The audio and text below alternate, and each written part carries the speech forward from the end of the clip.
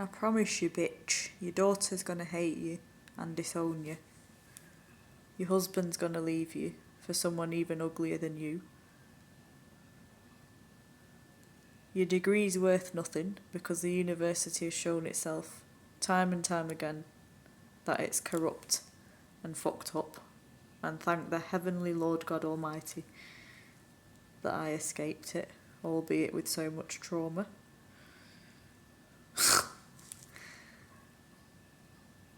Your lecturer who you bummed off you is going to have a massive fallout because you kind of got her into trouble as well. The legal processes haven't even started, mate, and I showed a woman a picture of you and she said you looked like something from Loose Women, and it wasn't a compliment.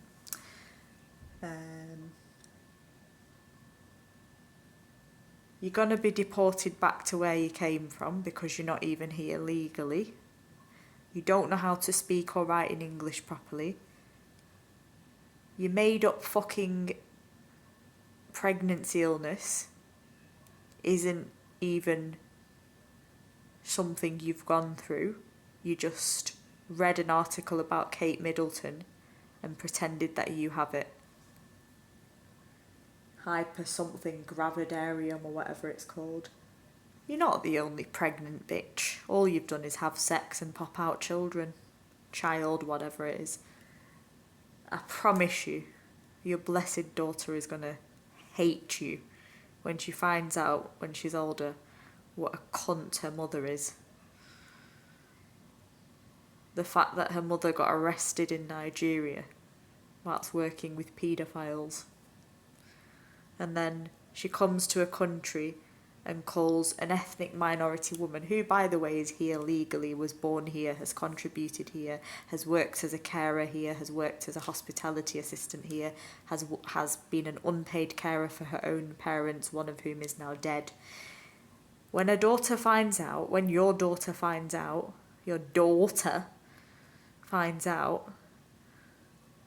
that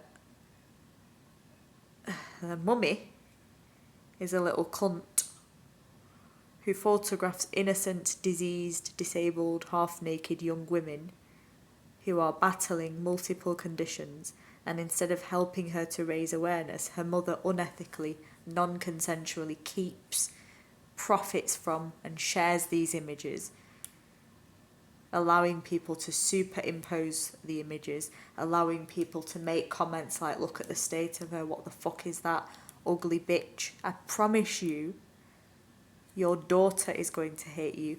And as for you, Matthew and company, people supposed to be supporting students with your duties of care, your children are also going to hate you. Your partners are going to leave. Oh yes, I am sat at a it's a pub table. There's no wine around, unfortunately. It is a pub table, yes. Long story. Using it as a study desk because I still study, you see. Can't take the student out of me. Your children, whether they are adopted or... I mean, who the fuck would want to fucking sleep with you, you skinny bastard? Well, whoever your partner or partners are, they're going to leave you for someone even uglier.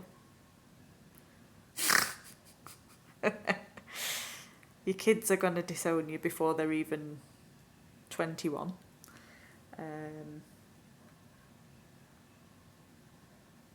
Oh yeah, and all those nudes you took in secondary school and college that you thought were all hidden in the ether.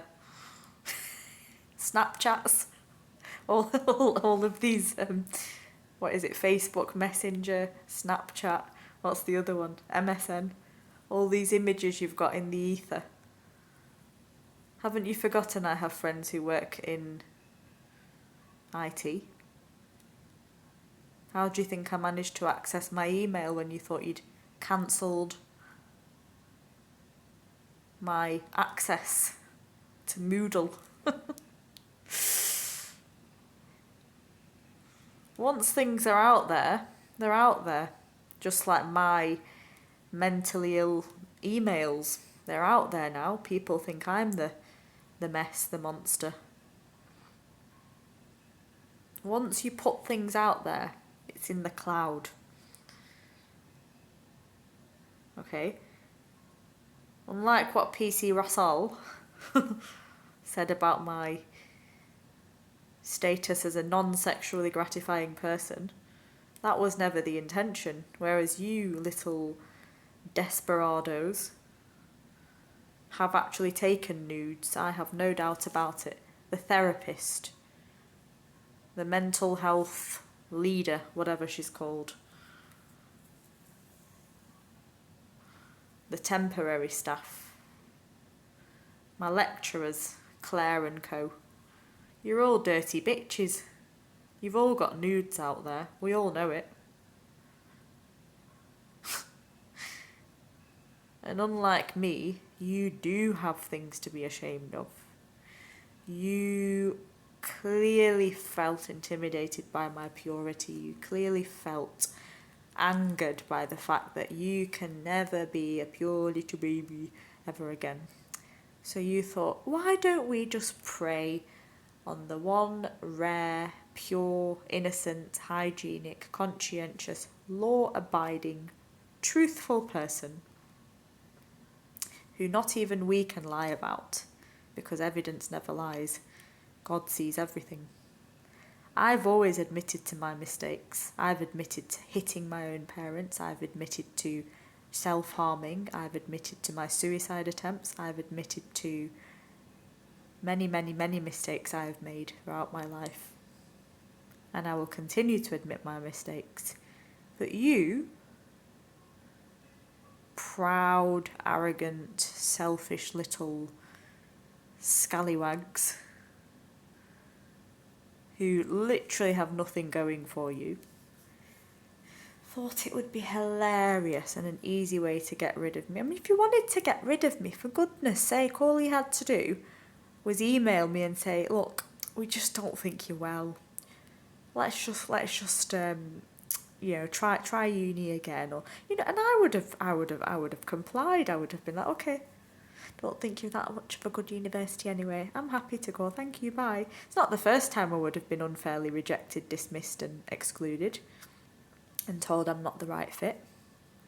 But you didn't have to go to the fucking length and breadth and resort to putting half-naked images of my already bullied, skin-diseased, half-naked, flat-chested, fucking transvestite-looking body in various displays across the campus, online, and for people to be able to penalise and criticise.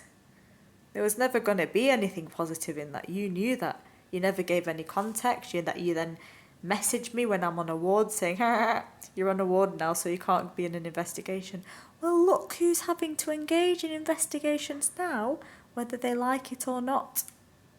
I warned you politely. At first, I was so polite. I was so polite. Oh my God.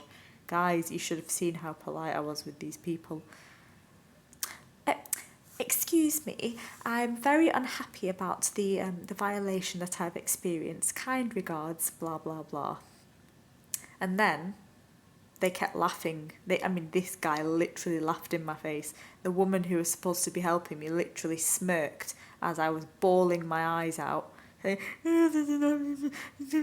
then I'm there clutching a half-naked image of my body. The one and only picture I've seen. To this day, I still haven't seen all the other images, right? She made me pose. I don't even know if I'd waxed my underarms, so there's the likelihood that there's fucking hairy underarms on display. Not even ashamed to admit that, but I can't remember if she photographed my back as well as my arms, etc. But she just fucking coerced me, this woman. Of all the places I stood, it was a toilet cubicle, and then she made me sit on the window ledges across the campus.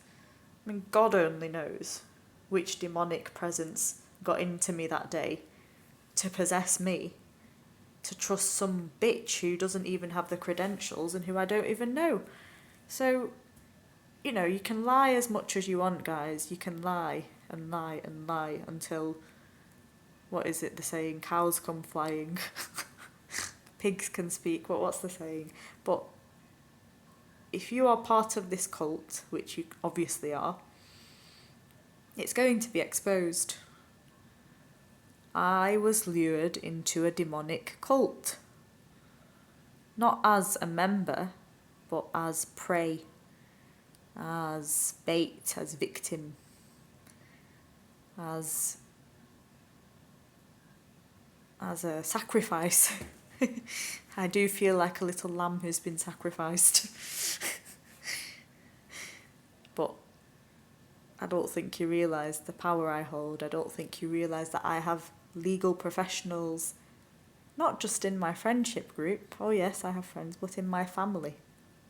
I have authors in my family. I have solicitors in my family. I have doctors in my family. I have pilots in my family. I have nurses in my family, one of whom has been through her own legal battle, and guess what? She won. The guy's in jail. I have pastors in my connections. I have MPs in my connections. You've really, really, really, really, really tested the wrong person. I'm very, very, very good at acting as though I have no one. Truth is, I struggle to trust people, understandably, after what's happened, but when I really look into my contacts, I have so many people to reach out to, so I've decided to stop fighting this battle alone, and I'm going to be making quite a few phone calls this coming week. And all I'm saying to you guys who are sitting comfortably with your kids on holiday right now somewhere in the Maldives, etc., don't get too comfortable. Because when you come back to this country, and you, Sharon, roaming around in Rome, wherever Azizat is, wherever the university staff are, and first of all, admit and accept to the fact that you're working in a place that's not even a real institution. Embarrassing, awkward. People are laughing at you. You know how you thought people were going to laugh at me? People are actually saying, what bastards. Do you know how many people I've spoken to? And they've taken my side and they're saying, oh my God, how have they got away with this? What a cruel thing to do. Even a police officer said, don't worry, she'll get what's coming to her.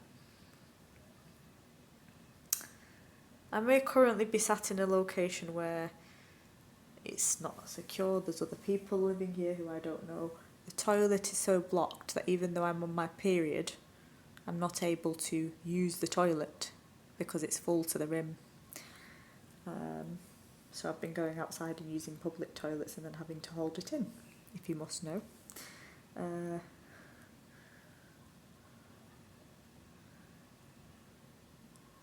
I don't really need to say any of this because things are going to happen inevitably. I just wanted to rub salt in the wound. Talking of wounds, good luck with your 2 decades of prurigo nodularis that's coming, and it's going to be on your arses as well. And I can assure you right now, the treatment options are not in abundance here. So by the time you get the disease, there's going to be absolutely no chance. And you're not even going to get a diagnosis. People are going to think you've got something else. Not you know which condition I'm talking about. Because the thing is, you're all sexually active. And we all know what happens to naughty children who do naughty things. You're going to be sectioned for at least 3 months. And your children are not going to come and visit you. Neither are your parents. Neither are your partners. And you are going to be tormented by big, fat, bulky, rough, horrible strangers who you don't know, who will inject medication into your bums. So, enjoy your holidays, summer holidays. Good night.